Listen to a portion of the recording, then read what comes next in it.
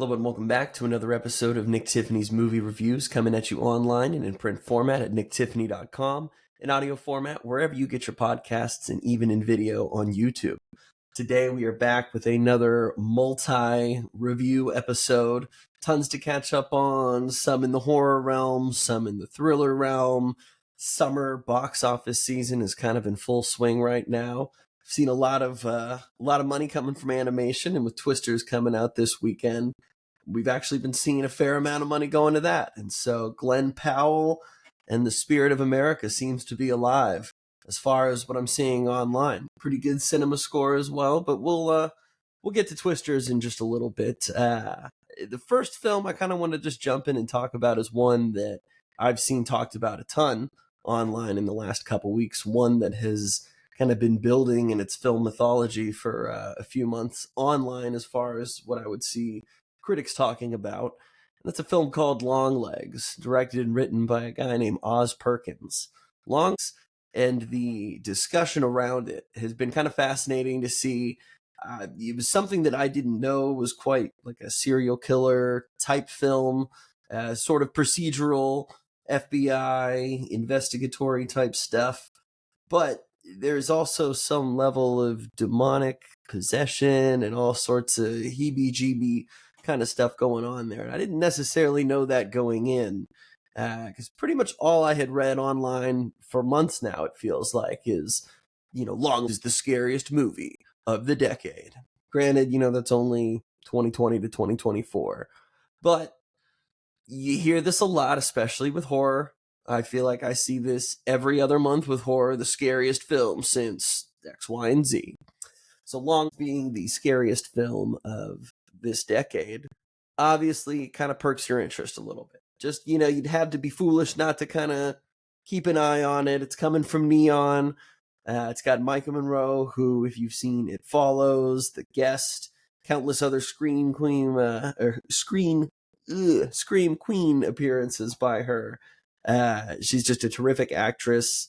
And then you know that Nicolas Cage is in this film as this kind of serial killer sort of character, and you don't really get a clear picture of what he looks like. They've been very deceptive with that in the film's marketing, and I hope you haven't had it spoiled for you online, because it's definitely a freakish sight to behold. But Long's kind of inspired by Seven, Zodiac, Silence of the Lambs. You're following this young FBI agent who's kind of got more than an inclination as far as the paranormal goes.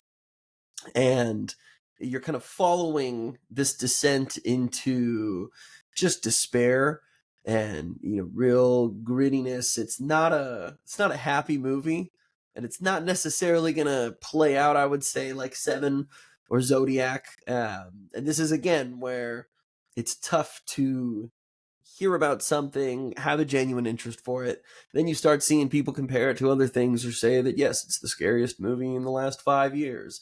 Yes, it's just like Zodiac. It's just like these.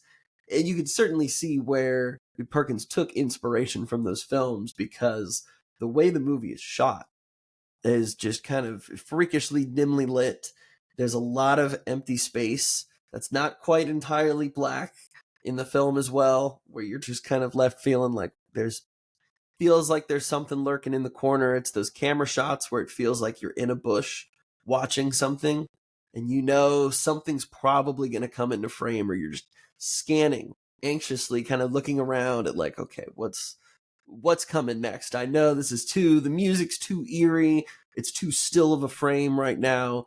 And I really, really enjoyed the camera work in the film. I think it works really well to kind of engross you into this experience. And whereas a lot of people might compare it to some of those serial killer procedurals, after sitting with it a little bit now, I would almost kind of liken it to the experience I had watching Scott Derrickson's Sinister, because Sinister was a movie that maybe outright doesn't have a ton of jump scares. It's not like scary and like oh my God, I'm dying, I need to cover my eyes because that was so horrifying to watch.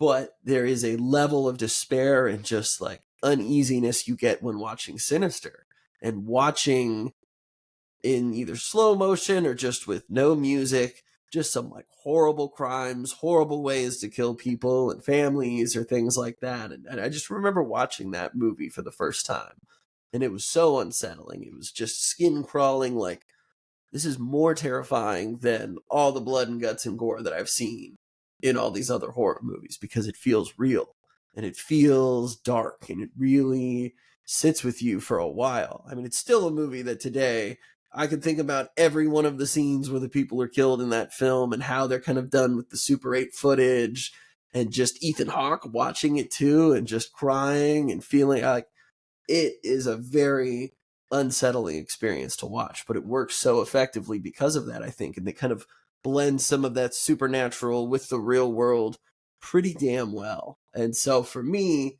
watching Longlegs was a very similar type deal. This one might be a little more involved, a little bit more action, but a very similar feeling of just like, oh man, I'm feeling queasy. This just doesn't inspire a lot of confidence.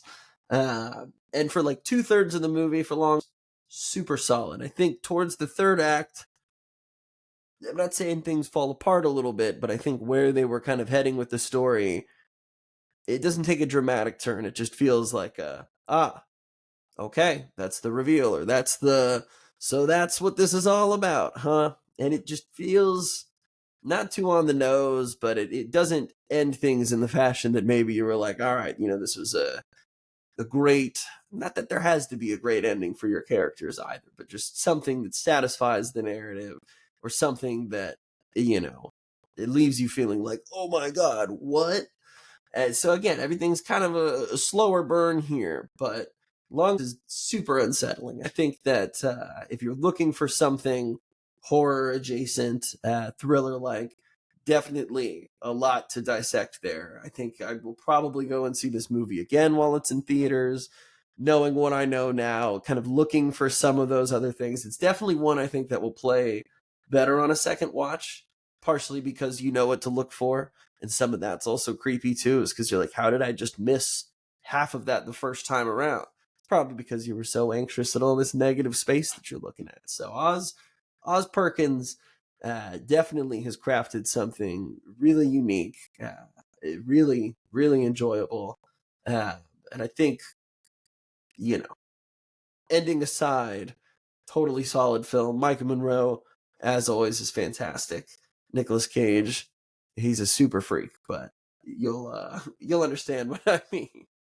It's also kind of cool because Oz Perkins, like in a span of 15 months, shot 3 horror thriller films. So I believe Long is the first of those 3, and the other 2 have distribution as well. So those will probably be coming out within the next year as well, which I'm definitely curious to see more from this director, more along this kind of storyline.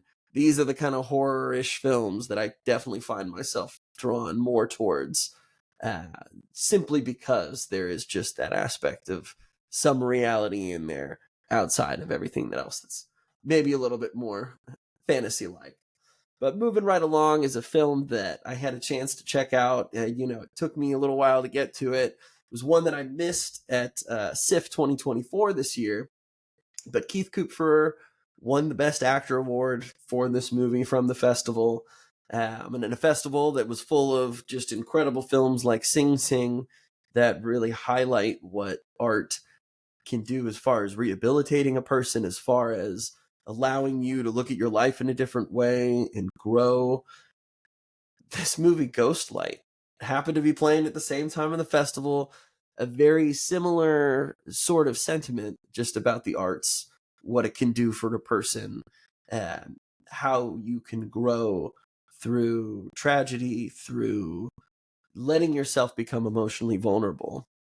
And so Ghostlight was one I missed, really wanted to see, especially after hearing so many close friends watched it, loved it. I would say if you're prone to theater, if you've participated in anything like theater, band, if you make music, if you paint, if you do anything kind of like that, if you write, if you do something where you are being vulnerable and you're putting yourself out there, I think already this is sort of a film that will speak to you in a certain way, maybe more so than it does for others. But I think the beauty of it too is that it is all about a man who could not be farther connected with the arts, who really is holding a tremendous amount of grief with a tragedy that's happened to his family, and finding an outlet to not only process some of that emotion, but to kind of become a different person for a little while. And there's something that, as far as acting, actors, writers go, that world of creating stories, so much of why we love watching movies and why we love reading stories is for X amount of time. I don't have to think about what's plaguing me in the real world. You don't have to be confronted with the things that are ailing you. If only for just a little bit, you can pretend to be somewhere else. You can go somewhere else for a little, and you can live a fanciful story. You could also take in a tale that is, so tragic and heartbreaking in ways it makes you appreciate more what you have in this world. And so Ghostlight follows this construction worker. His name is Dan, played by Keith Kupferer. And, he's having a hard time at work. He's having a hard time with his family. They've just kind of experienced a pretty tragic loss in their family. It's somewhat alluded to in the background. I don't think it's necessarily a spoiler, but just early on you can tell that they're reeling from some sort of tragedy, and it's really kind of fractured the family. The mother is fairly inconsolable. She wants to be doing a billion different things maybe to keep her mind off of it, but she's trying to keep it together. They've got a daughter who's in high school, who is acting out, whose language is just incredibly profane at all times of day. She's causing trouble in school. He's having a hard time focusing when he's at work. And, you kind of see just how maybe how people disregard construction workers, or just this idea of, people speeding through a construction zone, paying no mind to these people. And this idea of you're already feeling the entire weight of the world on you, and then some jackass in a sports car nearly hits you and makes you feel even more worthless because he's going to choose to make fun of your profession, or he's going to choose to degrade you in some way. And these things do happen. These sentiments in the world are real, whether it's you're acting, you're doing something in the arts, or recording things like this. That probably doesn't make you a lot of money. Go get a real job. I'm sure anyone who's done anything in the arts, or even outside of the arts, if I had $1 for every time someone said, "Oh, that's not a real job, you got to do," there's like 4 real jobs out there is what it really sounds like for people, and then everything else is just kind of something else, I guess. But and I mean that, as someone who has done the arts their whole life and thinks that's a whole load of crap. There's a billion, I think COVID showed us all that there's a billion different jobs out there that are pretty damn essential to the happiness, the well-being, and so much more out there. But Dan, struggling at work, finds himself needing to take some time, and happens to be that near kind of where they're doing their construction, there's a theater group, mostly adults, putting on a performance of Romeo and Juliet. And one of the women, Rita, who's played by Dolly DeLeon, kind of sees him struggling, finds this as an opportunity to say, "Hey, I need your help real quick. I need you to help me with something. No, just come on. Come on." She'd already kind of asked him earlier in the film, "Can you guys keep it down? We're doing something." And so when he joins this group, he's just kind of asked to sit down and read, thinks it's really odd, has never really spoken in front of people before, doesn't know Romeo and Juliet.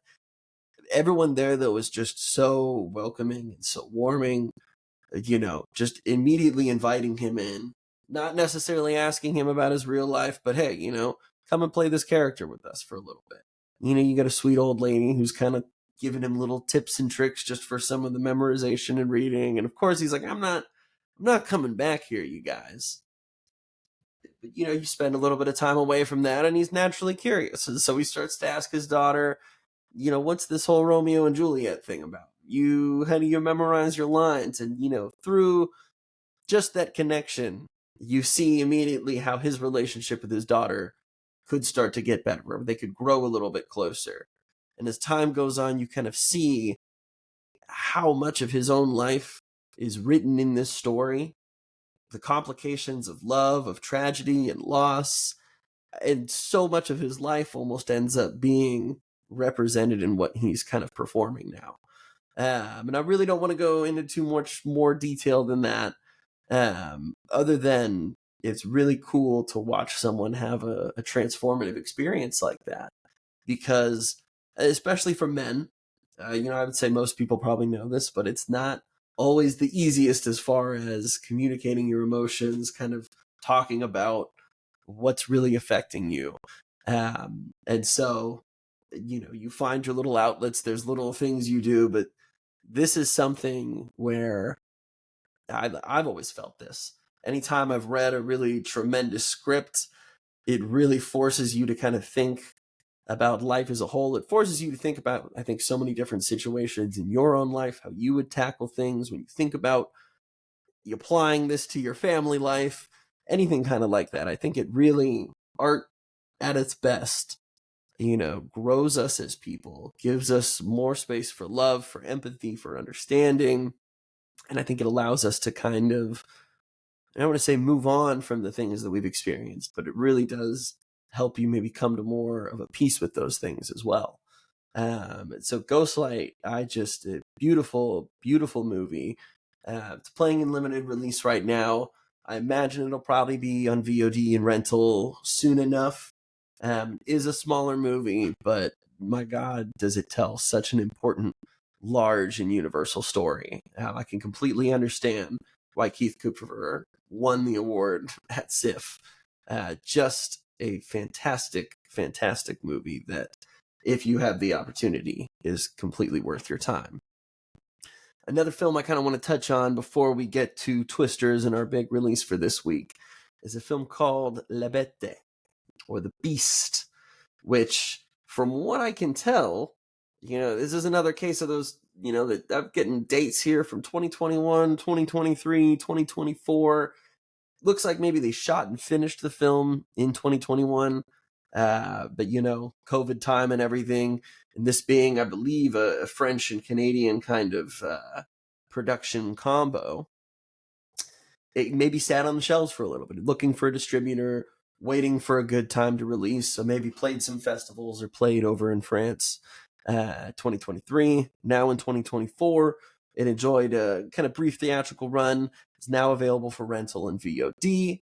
This is a very interesting movie. It's a sci-fi film based on, it's I think like a 1930s sort of novel. This idea that in the future, artificial intelligence is going to start taking over jobs. It's going to start taking over for human beings.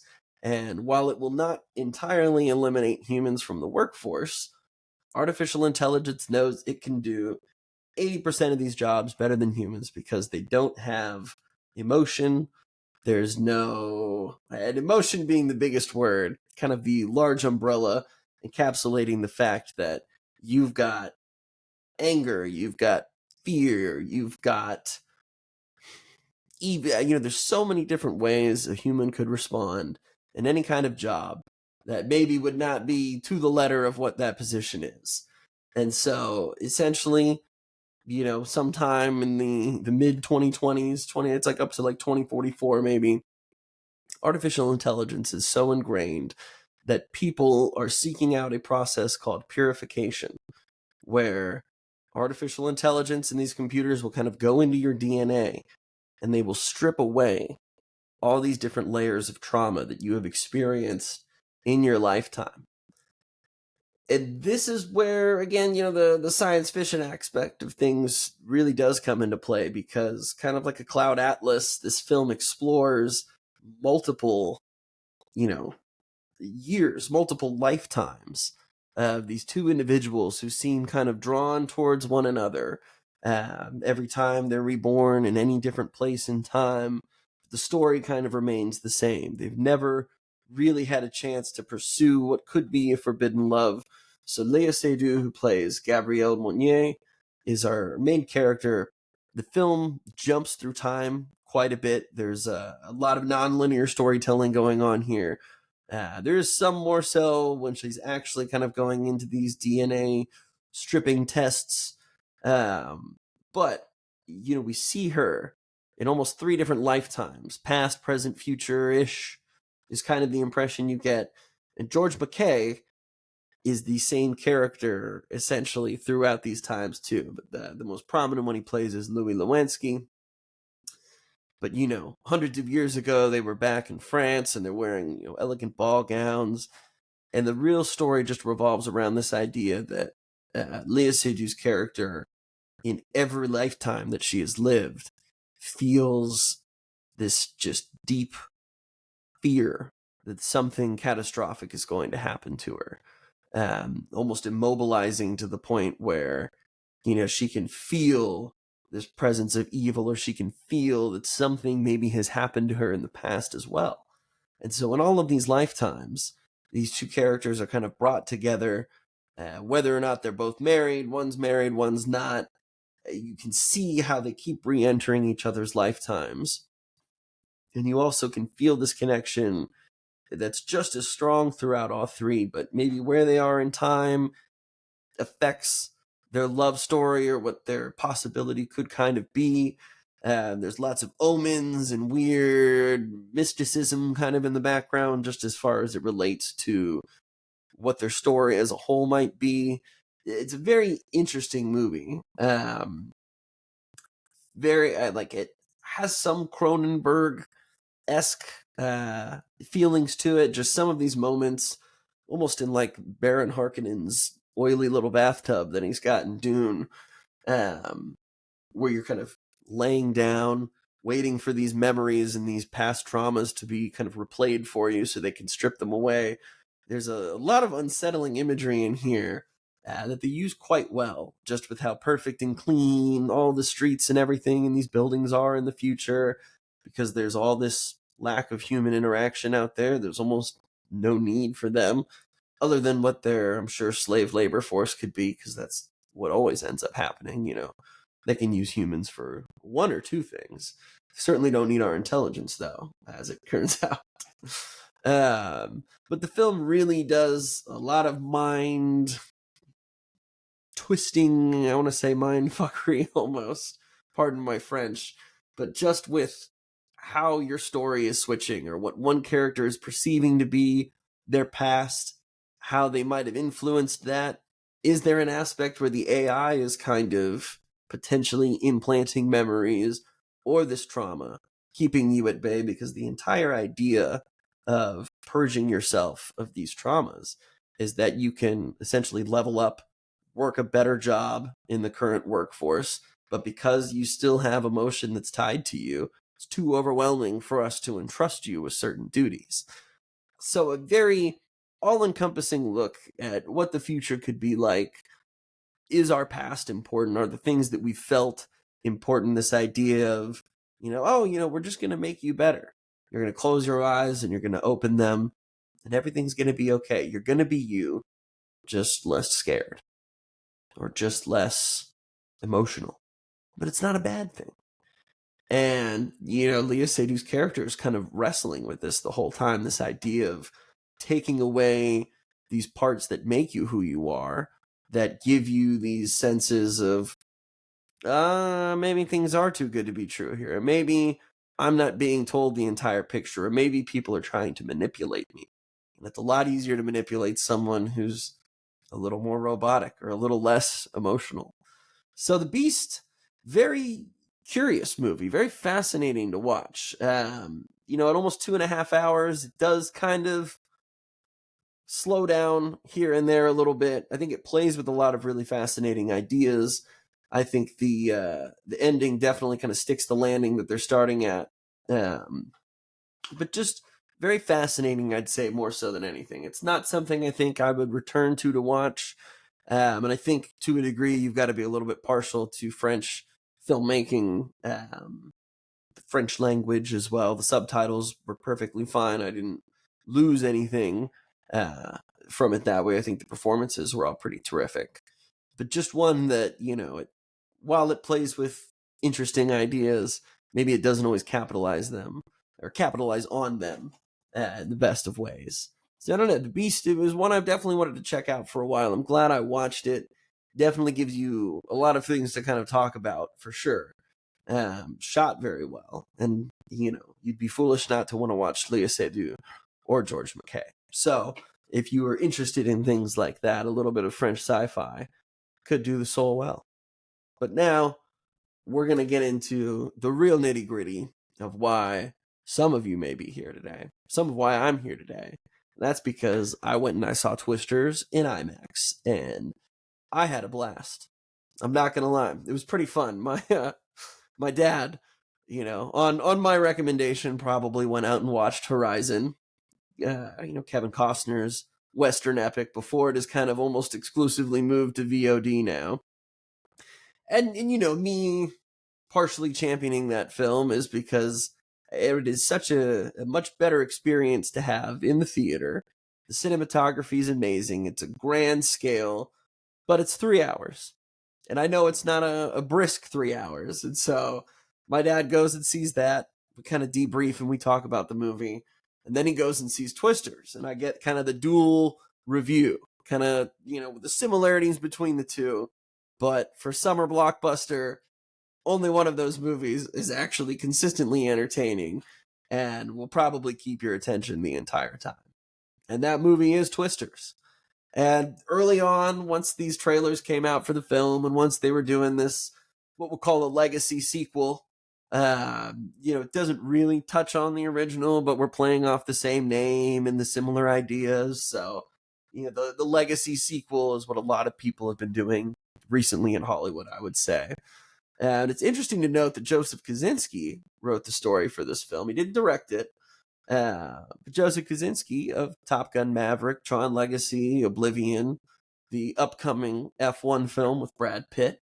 Kosinski knows action, and I think he really knows how to put together a summer blockbuster. He knows what to do to create an entertaining story that has incredible moments of breathlessness, of total oh my god, moments where you are kind of fearing all right, we might lose people that we care about actually here. Kosinski he's really great, and I'm really glad as a Tron Legacy and Oblivion fan, I'm really glad that he's been getting a lot more play in Hollywood, that people are turning to him for his ideas, because he just gets movie making on a level that I think just connects with people instantly. I've seen some people watch Twisters and say, meh, I don't know what movie you were watching. And again, I would say when you see this in a format like IMAX, like Dolby, I heard the 4DX is just kind of nuts for this movie as you're shaking around in the chair the whole time, I don't ever go that far for my movies, but seeing this in IMAX was awesome.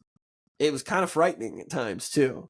As someone who's never lived through a tornado, but has had family and tons of friends who kind of live between Texas and Oklahoma in that Tornado Alley area, I have heard firsthand from plenty of people about how terrifying being in a tornado is, looking at that firsthand devastation and what it does to some of these small towns, to families. And so watching some of these trailers for Twisters, there's a part of me that was really curious how many people would go out and see this movie. If you've got a large enough Midwest base that would go out and watch this movie, being so close to this kind of natural disaster, it'd be like making a hurricane movie. And then you'd be wondering, all right, well, in Florida, Louisiana, Texas, is that appealing to people because it's terrifying and it actually has happened there? And it is that side of, again, it is just a movie, but it is a reflection of things that do happen.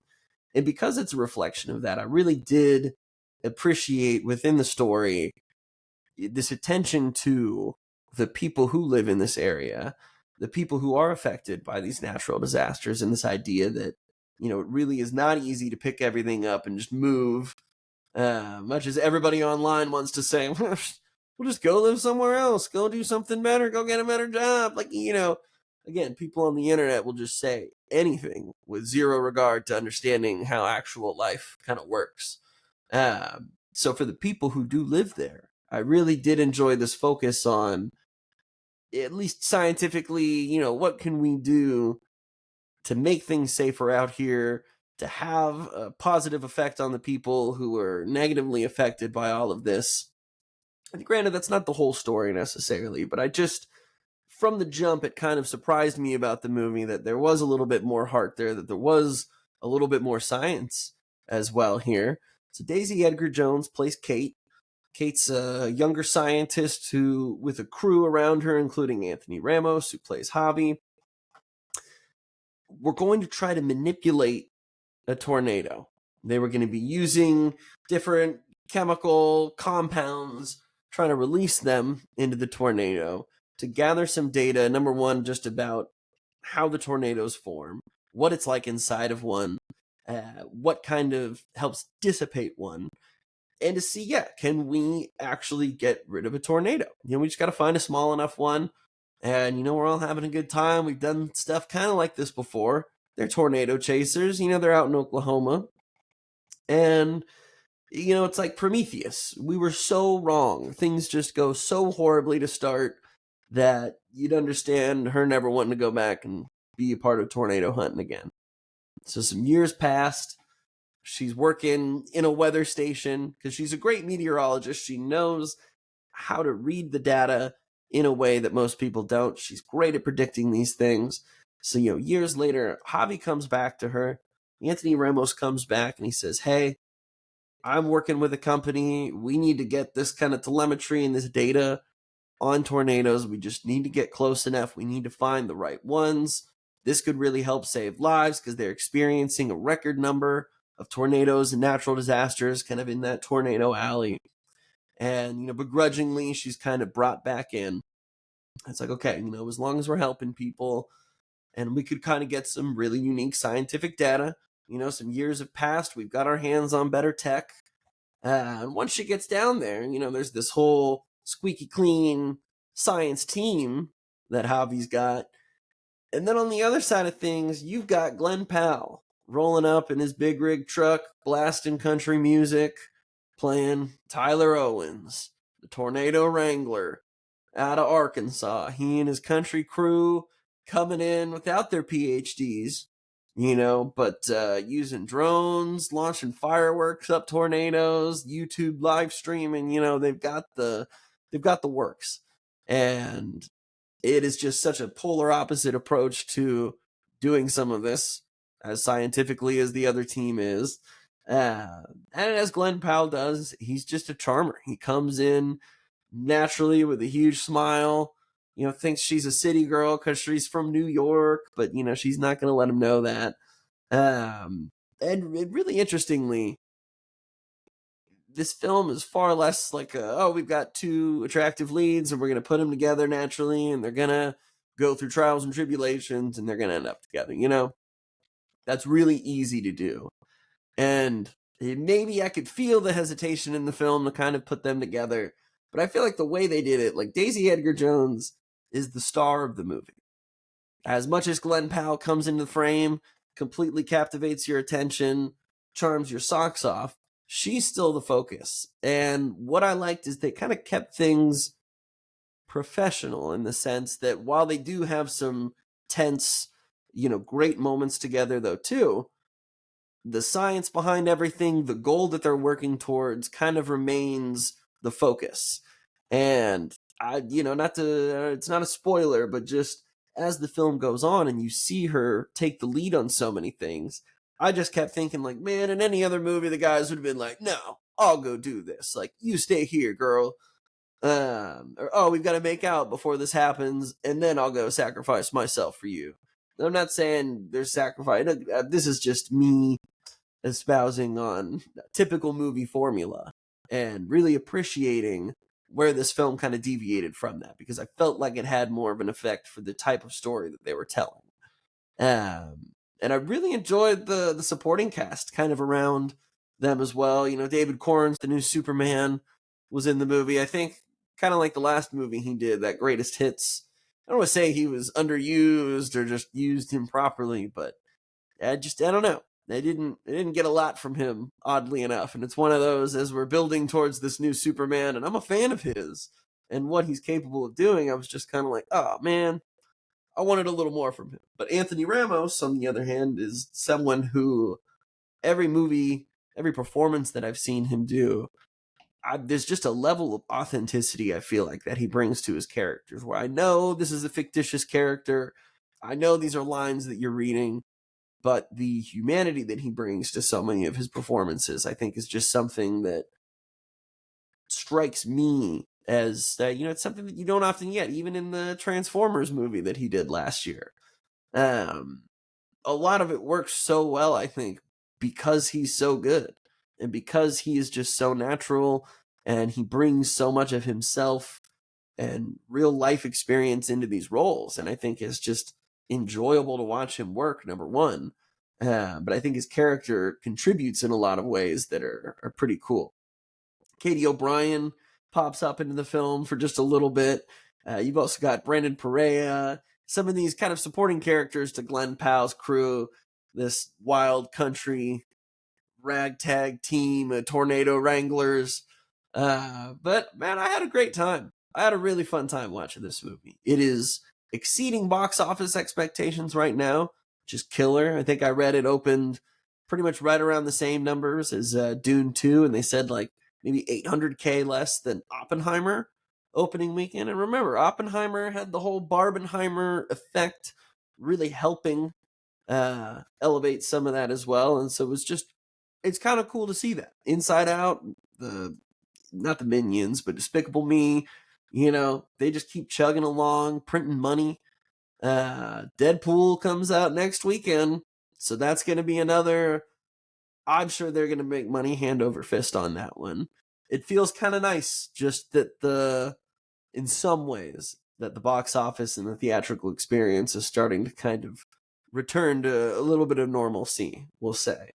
Obviously, there's still stuff coming out incredibly quickly on VOD, which kind of a fun little segue here. If you are looking for something at home, I know I've been talking about tons of films that are more on the blockbustery side, especially if you're going to watch something in the comfort of your own home. But if you're looking for a good rental, if you're looking for a good purchase for something that honestly the whole family could watch and everyone would enjoy, Thelma is now available to rent, and not to stream, but to rent or to own at home. Thelma was just such a fun and sweet movie. Little old grandmother gets scammed. Nobody in the family necessarily wants to go help get the money back because she's safe. But this is a grandma who watches Mission Impossible movies. This is a woman who would not be deterred just by the sentiments of her family, who is capable in her own right, knows that she can still get around and make things happen, and, goes on independent ops to go get her money back. Part comedy, part family drama. It is just so great. June Squibb is just so sweet, but she is also so snappy and she's so funny. I've got an interview on YouTube, also linked in our website, and I think on Spotify and Apple Podcasts as well. I got to talk with her, the filmmaker, another star of the film. It was just such a fun discussion. For being 90 some years old, she is just so lively, doing her own stunts in the movie. It's adorable. You will laugh. You will probably tear up a little bit. There's so many things that you will probably just like, wow, this is a universal experience people have, either trying to explain things and talk to their parents or their grandparents. Thelma is it's just a blast. I really loved that movie. And as we kind of get to, well, now we're really almost halfway through the year. We're past that. We are past that. And a lot of people start kind of looking at what has been some of the best of what I've seen in this first half of the year. Now, I've seen probably close to 50 plus movies. Film festivals definitely help give you a little bump.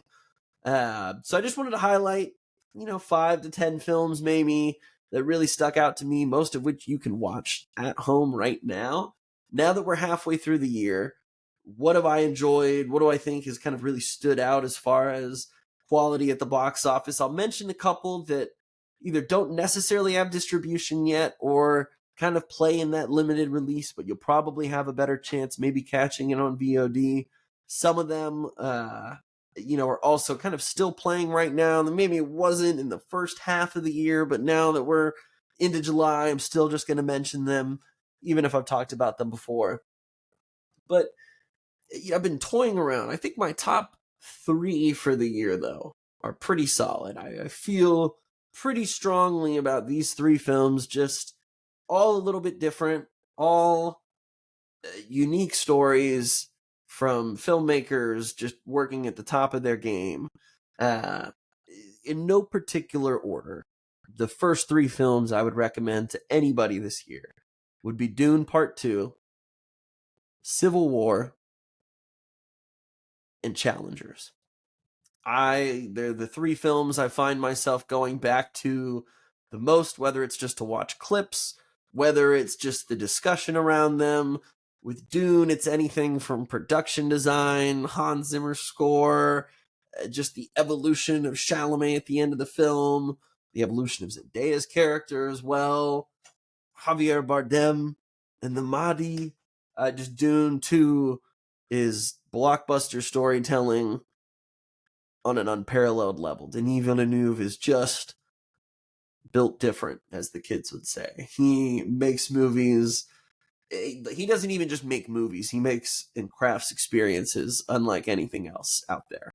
And it just is the perfect bookend to that first chapter that he started back in 2020 or 2021. Benefits from playing off of the first film so well. But Dune Part 2, just incredible filmmaking.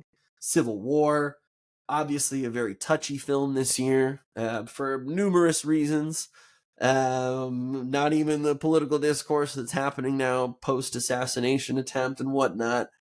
Before all of that, a film that a lot of people picked apart for not picking sides politically, not condoning or I don't know, criticizing certain aspects of politics or people in the movie. And the further away we get from that film, the one thing I will give people is I think they could do just a little bit better job of setting up why the country's in disarray. You kind of, again, it's kind of background, like watching the film with subtitles definitely helps fill that in a little bit more than maybe watching it in the theater the first time. But the idea is this president is trying to give themselves a third term. Our basic democracy, our basic rights are being challenged. The things that have guided this country for 200 plus years are being stripped away. And so what you have is a people's response to this man trying to seize too much power and kind of rewrite parts of the Constitution. And then, we jump to 15 or so months later when the film actually kind of takes place. And again, you could go into detail and you could say, like, what happened to the Republicans? What happened to the Democrats? What happened to the Tea Party? I want to know what happened to other countries. That's not what we're talking about. That's not that movie. And 15 months after our democracy kind of crumbles because the government shifts its priorities and decides that it's going to go on independent ops and against the wishes of the people, Republican and Democrat, that doesn't matter. And there's even a scene in the movie for people who are like, no, come on.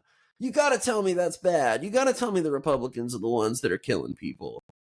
Why do you have Democrats killing people? I'm like, man, you are so far removed from political affiliation. Even right now, after everybody watched the great debate between the two sleeping giants, it was just kind of like, everybody had a pretty similar feeling. Like, how are these our options? How is this our best representation of the two-party system that most people are already fed up with as it begins? And we can't go third party, so you just have to pick one or the other. So many people, I think, are already so divorced from politics, and the idea that just because I believe X, Y, and Z does not mean I am this person. Just because so and so owns a gun does not mean that they're a Republican. They could be a registered Democrat. It doesn't matter. When the government has gone belly up and the whole world seems to be in disarray, what Civil War focuses on is survival. And you see what people are willing to do to keep their family, to keep themselves alive. And you also see the extents that people will go to protect their liberties. You see the extents people will go in desperation. So it's maybe not the most fun movie, but I think it tells a really incredible story and highlights again just some of that side of what journalists and the risks that they will go to in order to take a shot, in order to tell a story, trying to be non-biased in that as well. Again, and a lot of people are like, how can they be non-biased? You have to know this is all wrong.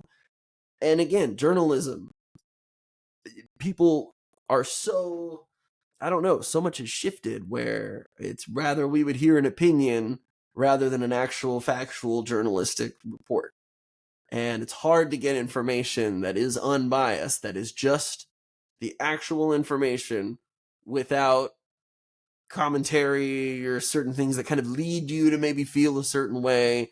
And that goes for anything, any side, any issue, whatever. So I bet Civil War challenges you on a lot of levels for sure. But I think it's brilliant filmmaking from a director who's not from America, who kind of gives us an objective outsider perspective, who is not caught up in rah Republican or I'm a liberal, whatever. That just, it doesn't matter. So don't watch the movie thinking of it like that, because I think if you approach it like that, you're just going to be frustrated, like a lot of people who wanted it to be really political and who wanted it to pick a side and say that one side or the other is wrong and right, because it's not that kind of movie. That's not the kind of world that we live in, truthfully. So if you can swallow some hard truth pills, I think it's a fantastic movie. Definitely a cautionary tale, but sparks a really interesting dialogue as well. And the last film, speaking of challenges and challenging you as a film, Luca Guadagnino's Challengers, with Mike Feist, Josh O'Connor, and Zendaya. The tennis movie that disrupted the world. Just, a great story. Number one, if you're a fan of tennis like I am, certainly makes it a little more engaging and a little more enjoyable than what you might watch for a few hours on TV. It just, having the Nine Inch Nail guys, Trent Reznor and Atticus Ross, doing the soundtrack, phenomenal. Just have seen a billion memes about playing those songs in the club. I play them in my car. It's an awesome soundtrack. Definitely gets you moving. But Challengers is just a unique drama, unique story of this sort of love triangle. And, for a lot of people, maybe it feels more like an Italian or French film because they're like, oh, love triangle, but two of them are guys, and what's going on here? And this passing of power and the different power dynamics that people can hold over one another. Just a really interesting dissection of love, of admiration, of jealousy, fueling sometimes the power you have within you. Just this idea of, what can you accomplish when someone has your back? What are the things that kind of hinder your progress or kind of mentally barricade you from being at the level that you want to be? I think all three performances are fantastic. Zendaya, it's probably her most mature performance to date. She just kills it as Tashi Duncan. But Mike Feist and Josh O'Connor, I mean, I tell you, for me, I guess I have seen them in West Side Story, La Camera, and a couple other things before. Didn't really recognize them going into the movie, but afterwards I was like, dude, these guys are going to be stars. These guys, there's just an energy they have. There's just, again, kind of like Anthony Ramos, an authenticity they bring to their performances that just feels completely, they don't even know there's a camera on them. And so for this movie, that might be like a little eyebrow raising, like, what goes on when that camera stops rolling? Who's to say? But I think that's also a sign of a great film when the actors can kind of convince you, like, are they really like having a throuple? Is this like, oh my God? I've talked to a lot of people about the movie, and it definitely, I would say for Americans, maybe the narrative challenges just a little bit. It's not totally what people are used to seeing. But I think it's a great film. I think it's fantastic, high energy, tons of fun, great story, great payoff, just fantastic cinematic moments. Definitely check that out.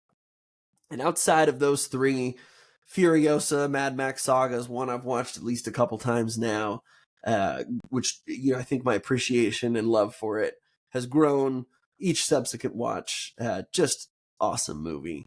Monkey Man by Dev Patel, Still one that I find myself going back to show people if they need a new recommendation, or there's like, what do we watch that you haven't seen yet? I'm like, I've watched it, but I would watch Monkey Man again.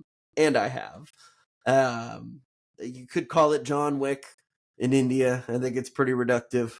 Dev Patel, first time directing, just wears his heart and his cinematic appreciations on his sleeve.